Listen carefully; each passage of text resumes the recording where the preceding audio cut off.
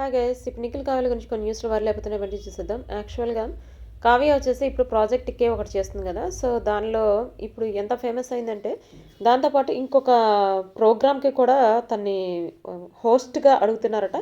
But హోస్ట్గా వస్తుందా రాదా అనేది చూడాల్సింది. ఇంకొకటి వచ్చేసి తను ఇప్పుడు ఒక ఈవెంట్లో రాబోతుంది. ఆల్రెడీ ఇప్పుడు నిఖిల్ వచ్చేసి స్టార్ మా పరివార్లో రీసెంట్గా హీరోస్ వర్సెస్ హీరోయిన్స్ అన్న కాన్సెప్ట్తో ఒకటి వచ్చాడు కదా లాస్ట్ సండే, అంటే ఎస్టర్డే. సో అట్లాంటి కాన్సెప్ట్ అనే ఈవెంట్కి రాబోతుంది అనమాట.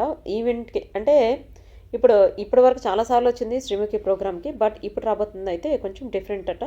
బట్ చూద్దాం అసలు ఏంటి అనేది. ఇంకొకటి వచ్చేసి ఇప్పుడు నిఖిల్ వచ్చేసి ఒక ఆల్బమ్ చేశాడు కదా. సో ఆ ఆల్బమ్ గురించి కావ్య రియాక్ట్ అయిందట.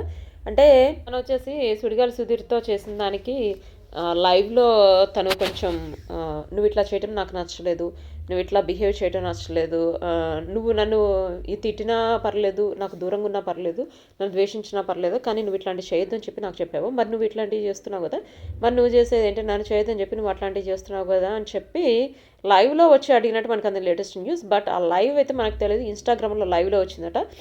అంటే నిఖిల్ వచ్చాడో లేదో తెలియదు, లైవ్లో తనైతే మాట్లాడింది అని చెప్పి మనకి ఒక క్లిప్ అయితే పంపించారనమాట. బట్ ఆ క్లిప్ అయితే నేను ఇక్కడ అయితే పెట్టలేను, ఎందుకంటే క్లైమ్ వస్తుంది.